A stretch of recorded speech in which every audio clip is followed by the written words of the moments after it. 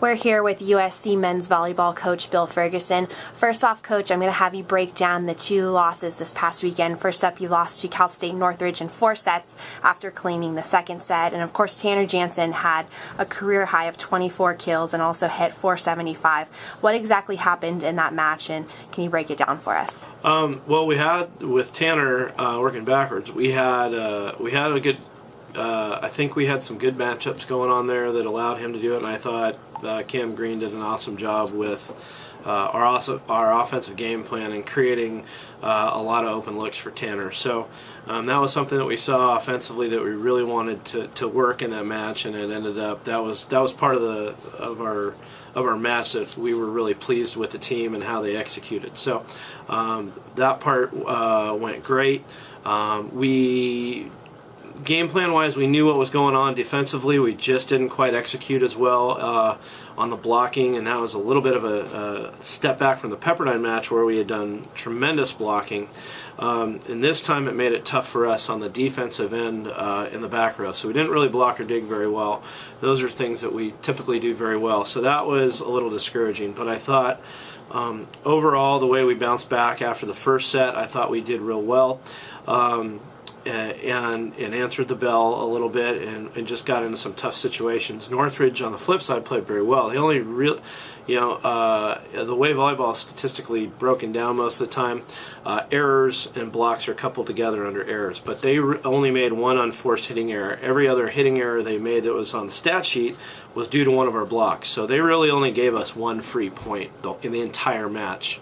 So, hats off to them on that one, but we've got to do a better job so that they're not in that rhythm and doing that, and that we just didn't do a good enough job at the net blocking and defensively. We had some great situations and had some great blocks, but we haven't put it together all the way yet, and kind of the theme of our last few matches has been we've put together some really good strings of great, but we really just need to have an extended period of good, and that's part of the message that we've been talking to the guys about. Second loss this past weekend was to Long Beach State. Ben Lamb had 13 kills, hit 579, had 5 blocks. Tanner Jansen again, 13 kills for the day.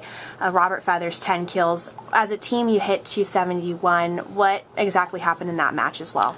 Again, we had some matchups offensively, and I thought our game plan was real good, and I thought Micah followed the game plan great.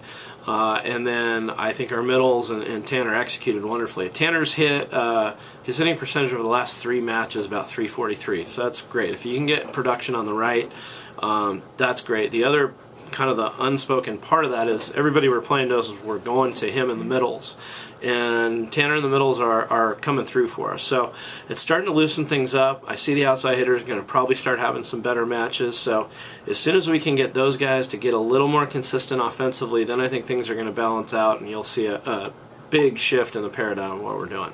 The team is in unfamiliar territory with the 4 consecutive match losses, which is the most since 2008. What advice have you given or do you give to this young team? Well, we specifically talked to the guys after the Long Beach State match. Again, we've been reminding them that there's been periods of great. They just haven't been long enough, and I think our guys are trying to be great for an entire match rather than just trying to be good throughout the whole match. And I think an extended period of good is what our team needs. The other thing we told them is these guys are here for a reason. We believe in them, we trusted them, we recruited them.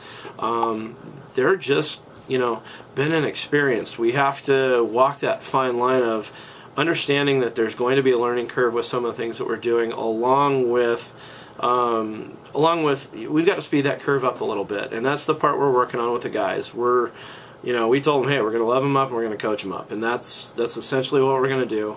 They are working their butts off. It's not like we're lagging in practice or anything like that. These guys are going at it. They're making the effort. Again, we're having some wonderful short phases during these matches. We just need to extend it and maybe not be as great. And again, extended period of good is what we're talking with the guys. This upcoming week, you host 4 conference games in 8 days, and Cal Baptist is coming in first, BYU, and UCLA. What do you feel is going to be more important, just keeping a mental focus for the team or just maintaining overall physicality? Well, it's going to be a grind physically for sure. But for us, we just have to concentrate on one match at a time. Thankfully we ended Friday, so we had 2 days off, so physically we're getting good rest going into it. NCAA rules prohibit you from practicing more than 7 days in a row, so we're going to take a mandated day off tomorrow, so we're going to go hard today, go hard Wednesday, and then get into the matches Thursday, Saturday, and Monday, and then the following Thursday. The other thing is just taking each match one match at a time. Again, the focus is going to remain on us for the most part. We'll work on some game plan stuff and implement that as we usually do, but for the most part the focus will be on us, and as long as we do that and take things step by step and match by match, I think we'll be all right. A week from today is the rivalry game against UCLA, who is currently 6th ranked. I know you just said that you try not to look ahead, but do you feel the guys are kind of looking ahead, especially crosstown rival? We'll have a better idea of that today. They've been off for 2 days, so we'll see what happens today. But we're going to try to keep everything match by match. When you come to school, if you go to either school, you know that this is, for you, it's going as a player, it's going out and playing the match and doing it to the best of your ability. Largely, but it's for everybody else that goes to either school or that has played at either school. And there's a significance to it beyond the everyday match. I don't want to say, hey, it's just another match. That's part of going to school here, and that's a special thing to be able to have that rival and to be able to have the history of the two programs, and so that part is fun. That's what coming here is all about. So we'll address it at the right time, but for right now we got to make sure that we're focused on Cal Baptist right now. They got two phenomenal outside hitters that we're going to have to deal with, and that'll be enough for right now. Thanks, Coach. Thank you. Fight on.